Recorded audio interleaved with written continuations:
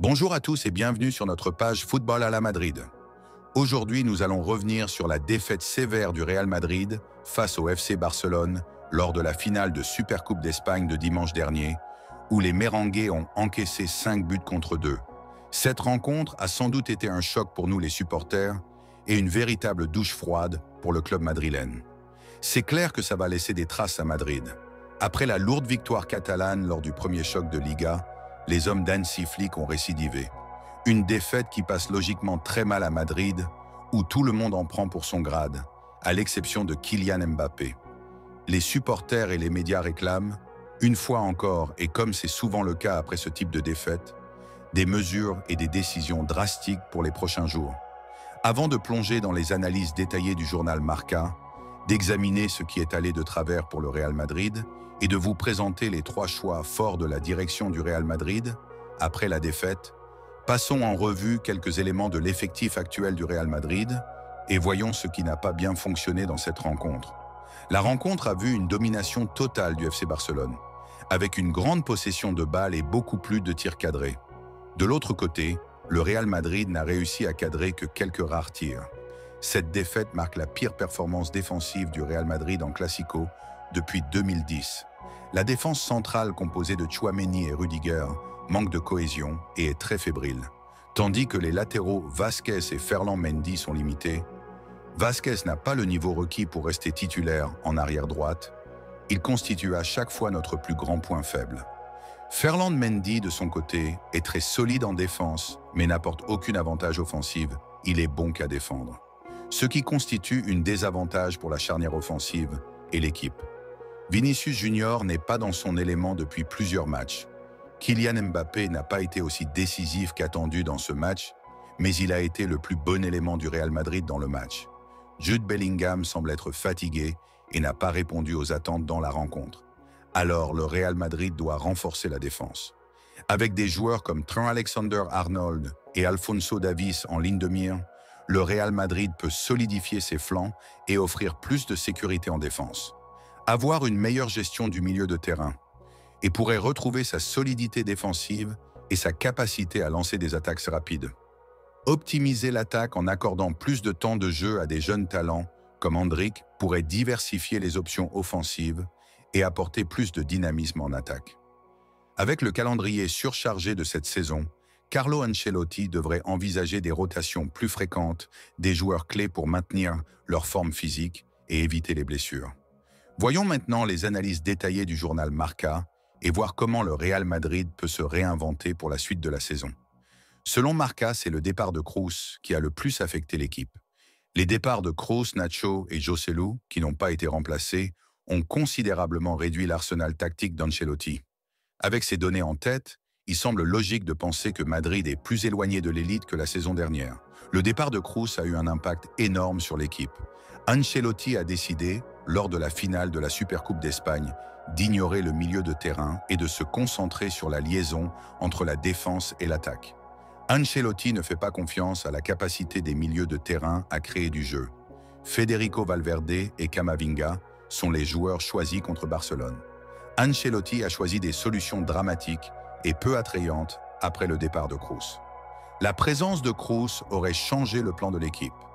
Kroos a quitté Madrid après sa meilleure saison, où il a joué un rôle décisif dans les succès de l'équipe. Kroos a pu constater depuis chez lui comment son ancienne équipe ignorait le poste dans lequel il avait excellé pendant 10 ans.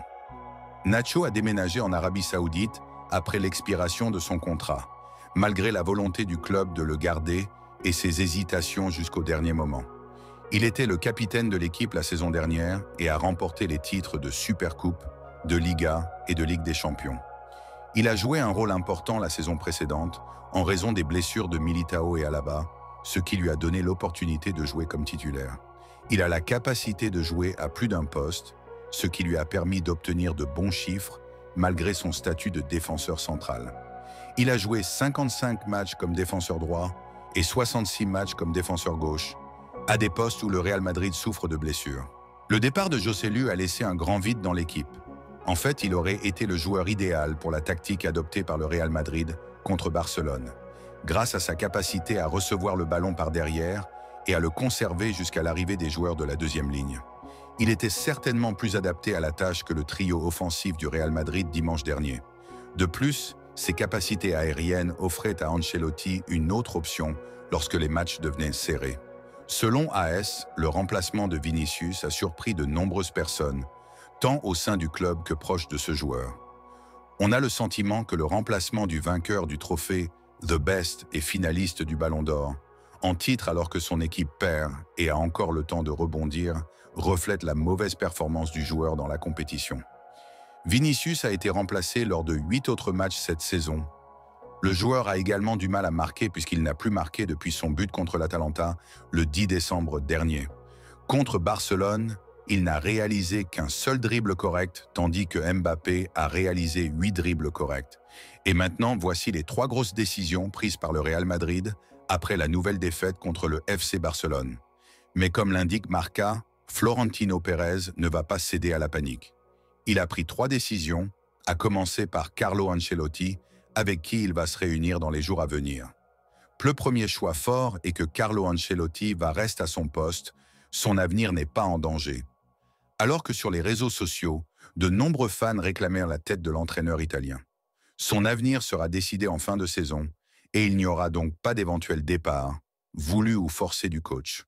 La deuxième décision, qui risque aussi de faire un peu grincer des dents, il n'y aura pas d'arrivée au poste de défenseur central cet hiver. Les décideurs madrilènes ne comptent pas renforcer l'axe de la défense, malgré des problèmes évidents et les blessures à ce poste. Et ils comptent sur les joueurs présents dans l'effectif et sur les jeunes pour assurer jusqu'à cet été. Enfin, la troisième et dernière grande décision des Merengues se trouve autour de l'arrivée ou non d'un latéral droit avant la fin du mercato. Les Madrilènes devraient donc encore tenter le coup pour Trent Alexander-Arnold, le latéral de Liverpool, en fin de contrat en juin. La Maison-Blanche est prête à faire un investissement dès maintenant, et ce même si le joueur sera gratuit l'été prochain. Une proposition avait déjà été refusée par les Reds, et tout indique que le Real Madrid va revenir à la charge ces prochains jours. Le Real Madrid pourrait donc augmenter son offre pour Alexander-Arnold à 28 millions d'euros, après une première proposition de 15 millions, mais Liverpool semble déterminé à garder son joueur. Selon Diario AS, ces dernières heures, le débat sur le mercato hivernal a beaucoup agité au club. Et une chose est claire, si le Real Madrid décide de recruter, la priorité sera un arrière droit plutôt qu'un défenseur central. Alexander-Arnold reste la cible principale, mais il est peu probable qu'il arrive dès janvier. Cependant, le club n'exclut plus de signer un latéral droit pour une durée de 6 mois. Pour le staff technique, recruter un arrière droit cet hiver est devenu indispensable. Désormais, la direction du club commence à partager cet avis. Les options envisagées par le Real Madrid pour renforcer le poste d'arrière droit pour les 6 prochains mois sont Alex Jiménez, Juanlu Sanchez, Serge Aurier. Le club n'a encore pris aucune mesure pour inclure aucun de ces joueurs.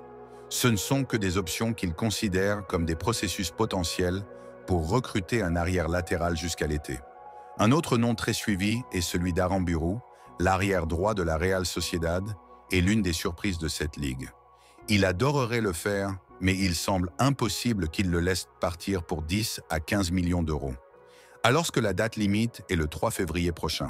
Cependant, la décision n'a pas encore été prise. Au sein du Real Madrid, il y a une polémique. Le staff technique explique que l'arrière droit est indispensable en janvier, mais le conseil d'administration n'est pas d'accord sur ce point. Le marché d'hiver ferme le lundi 3 février. D'ici là, nous avons le temps et il y aura un débat.